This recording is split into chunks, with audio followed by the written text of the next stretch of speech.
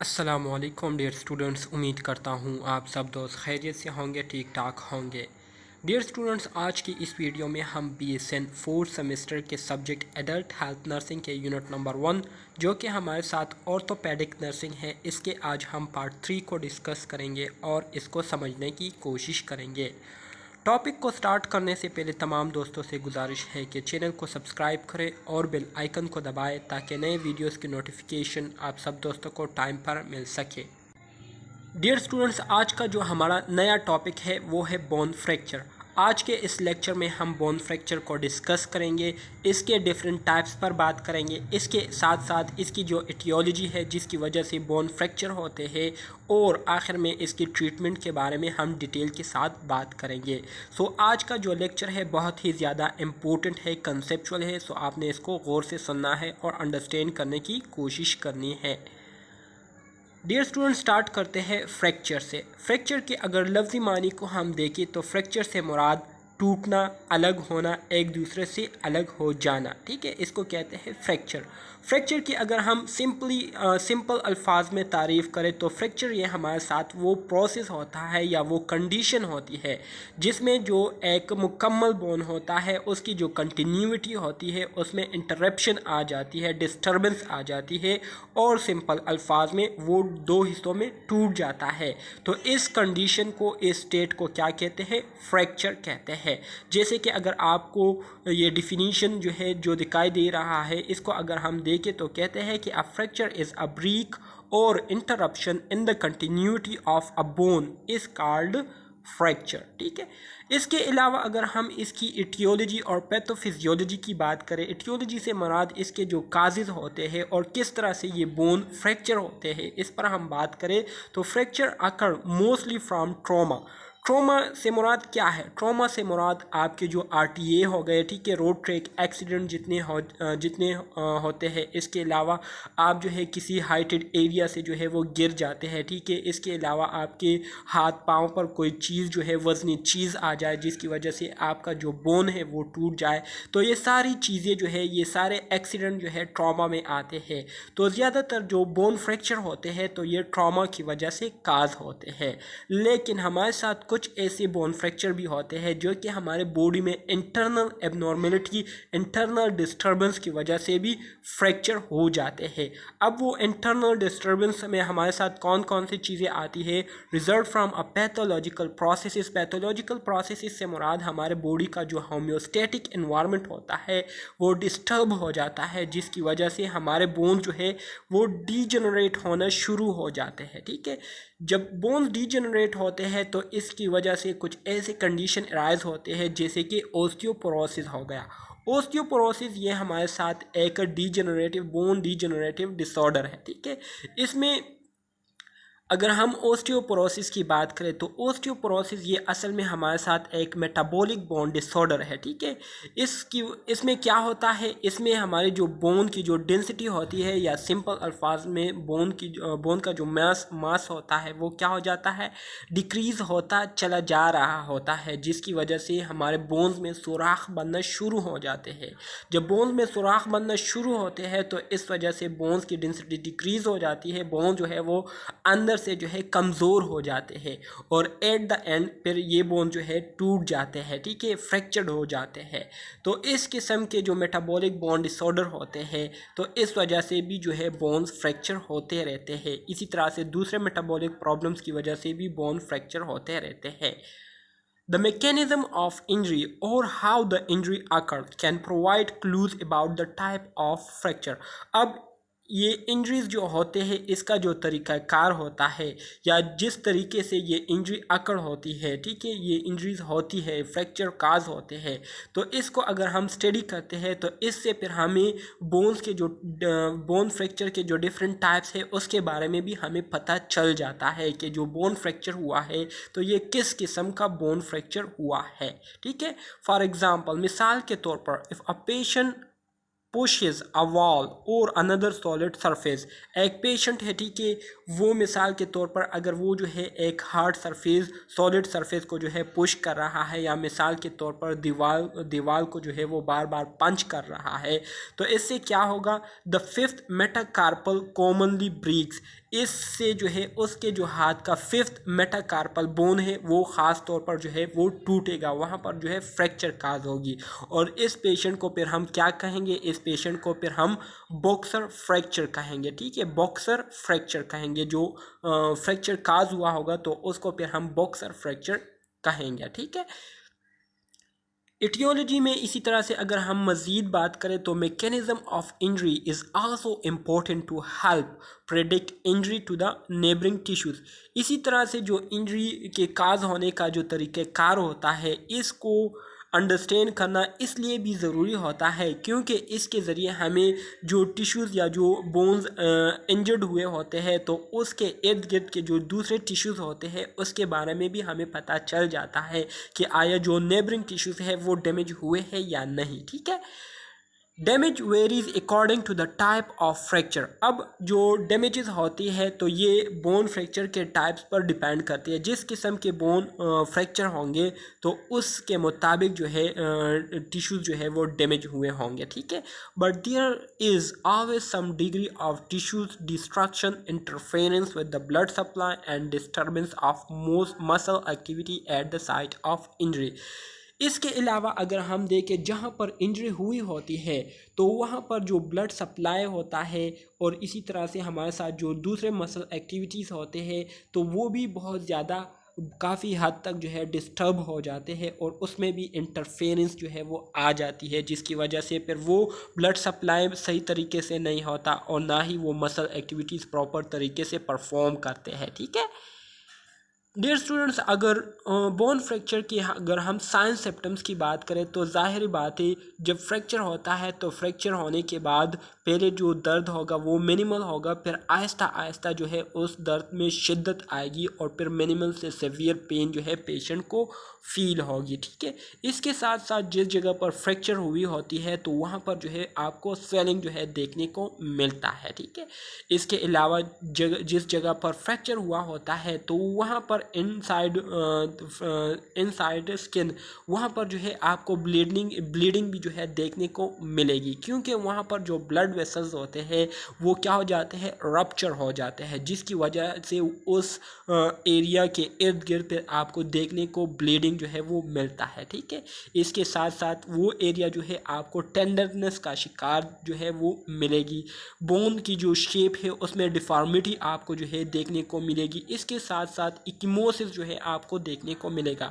इक्कीमोसिस से मुराद जिस जगह पर इंजरी हुई होती है तो वहाँ पर जो ब्लड वेसल्स होते हैं वो रप्चर हो जाते हैं और वहाँ से जो है ब्लीडिंग जो है वो स्टार्ट होकर उस एरिया के इर्द गिर्द जो है वो जमा हो जाती है, जिसकी वजह से फिर अगर आप जो इंजर्ड एरिया होता है उसको अगर आप देखते हैं तो आपको जो है वो एरिया जो है डार्क पेल देखने को मिलता है या डार्क पर्पल कलर में जो है आपको देखने को मिलता है, ठीक है। इसके अलावा क्रिपिटेशन विद एनी मूवमेंट, ठीक है, अगर आप उस अफेक्टेड एरिया को फिर थोड़ा सा भी मूव करते हैं तो आपको फिर डिफरेंट साउंड जो है देखने को मिलते हैं, सुनने को मिलते हैं, ठीक है। तो इसको क्या कहते हैं, क्रिपिटेशन कहते हैं। इसके अलावा जो एरिया इंजर्ड हुई होती है तो वहाँ का जो फंक्शन होता है, उस एरिया का जो फंक्शन होता है वो क्या हो जाता है, लॉस हो जाता है, डिस्टर्ब हो जाता है।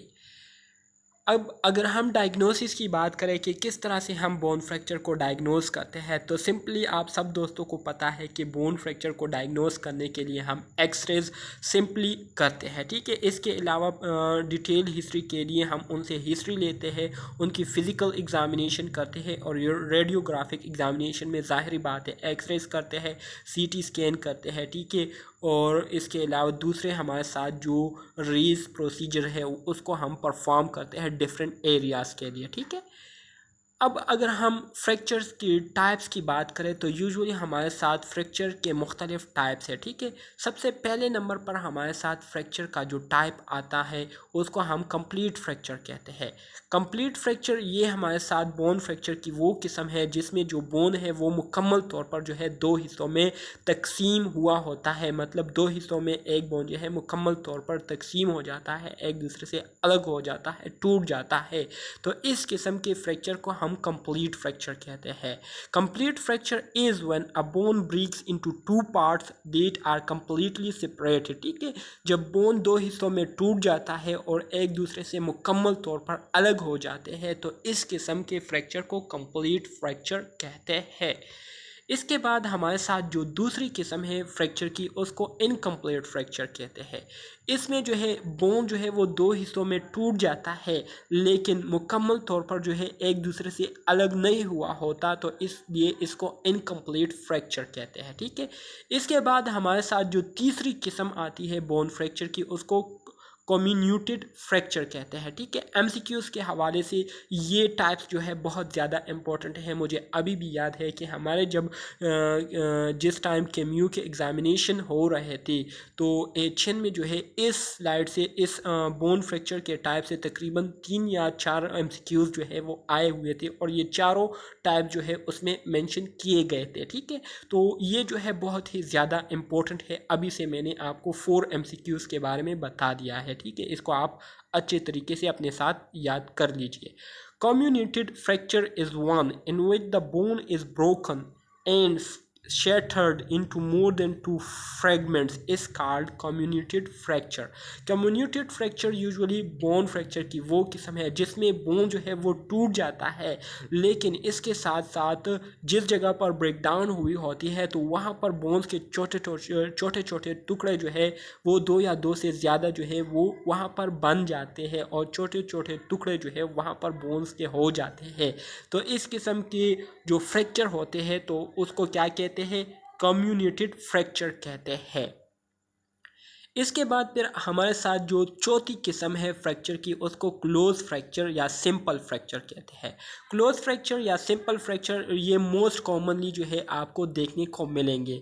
Is one in which there is no break in the skin. Usually ये हमारे साथ फ्रैक्चर की वो किस्म है जिसमें बोन जो है वो फ्रैक्चर हुआ होता है लेकिन जो स्किन की इंटीग्रिटी होती है वो बिल्कुल नॉर्मल होती है। स्किन जो है आपको कहीं से भी जो है आपको रप्चर देखने को नहीं मिलेगा इस तरह के बोन फ्रैक्चर के टाइप में। ठीक है, इसके अलावा अगर हम ओपन फ्रैक्चर या कंपाउंड फ्रैक्चर की बात करें तो ओपन फ्रैक्चर या कंपाउंड फ्रैक्चर ये बोन फ्रैक्चर की वो किस्म है जिसमें बोन जो है उसकी ब्रेकडाउन तो हुई होती है लेकिन इसके साथ साथ तो उस बोन के टूटने की वजह से स्किन जो है वो भी पील ऑफ हो जाता है।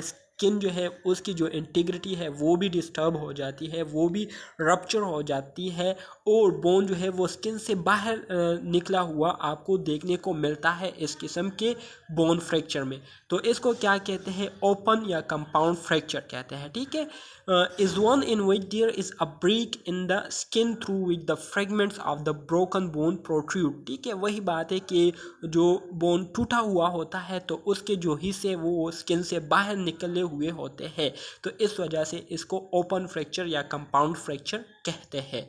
इसके बाद हमारे साथ जो अगली 6 किस्म है, ठीक है, छठी किस्म है बोन फ्रैक्चर की, तो उसको क्या कहते हैं, ग्रीन स्टिक फ्रैक्चर कहते हैं। कॉमनली इन चिल्ड्रन इस तरह के फ्रैक्चर आपको ज़्यादातर जो है बच्चों में देखने को मिलेंगे। Is one in which the bone is partially bend and partially broken. ये बोन फ्रैक्चर की वो किस्म है जिसमें बोन जो है थोड़ा सा जो है बेंड हुआ होता है और थोड़ा सा जो है एक साइड से टूटा हुआ होता है।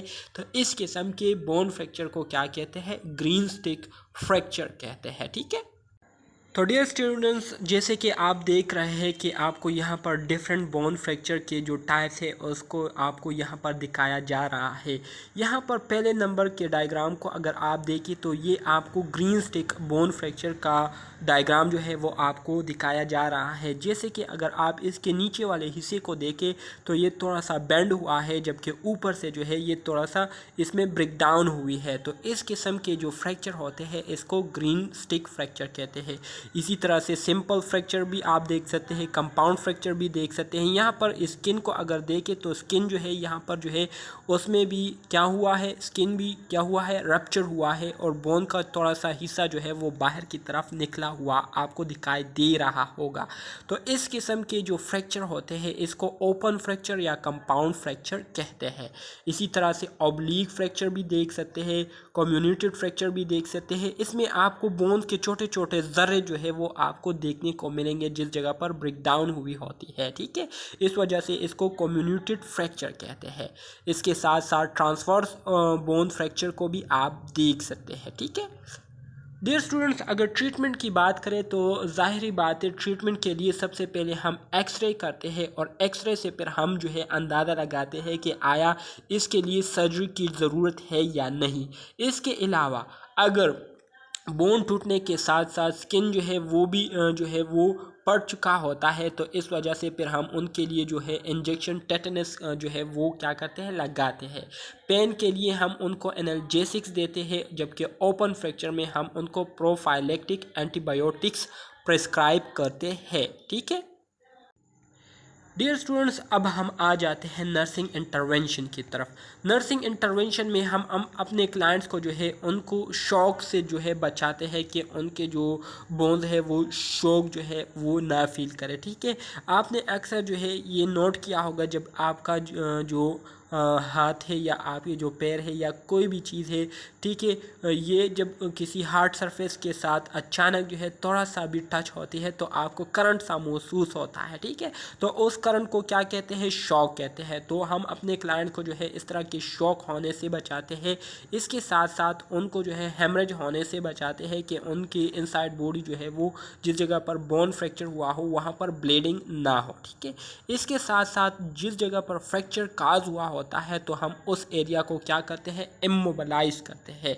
इमोबलाइज इसलिए करते हैं ताकि वहाँ पर मज़ीद नुकसान ना हो, वहाँ पर मज़ीद नर्व वगैरह जो है वो डैमेज ना हो, ठीक है, और जो है ब्लीडिंग ना हो, ठीक है। इसके अलावा inexperience person should never attempt to straighten और सेट अ ब्रोकन बोन। इसके अलावा नर्स की ये भी जिम्मेदारी है कि वो ये भी जिम्मेदारी है कि वो अनट्रेंड फिजिशियन या अनट्रेंड जो डॉक्टर होते हैं उनको जो है वो सामने ना लाए और उनको जो है वो मौका ना दे कि वो अपने पेशेंट की जो ब्रोकन बोन है उसको क्या करे, स्ट्रेट करे या उसको सेट करे, क्योंकि उनके पास स्किल नहीं होते तो ठीक करने के बजाय वो उसको मज़ीद क्या कर लेंगे, ख़राब कर देंगे, ठीक है। Ice in a plastic bag can be applied to the fracture area. अब जिस जगह पर फ्रैक्चर हुआ होता है तो वहाँ पर जो है आप ने क्या करना है, आइस को रख देना है ताकि वहाँ पर जो स्वेलिंग हुई होती है तो वो क्या हो जाए, वो कम हो जाए, ठीक है। तो डियर स्टूडेंट्स, ये था हमारे साथ बोन फ्रैक्चर का टॉपिक जो कि मैंने आप दोस्तों के साथ शेयर किया। उम्मीद करता हूँ आपको इसकी समझ आ गई होगी। इंशाल्लाह मिलते हैं नेक्स्ट लेक्चर में नेक्स्ट टॉपिक के साथ। तब तक के लिए अल्लाह हाफिज़।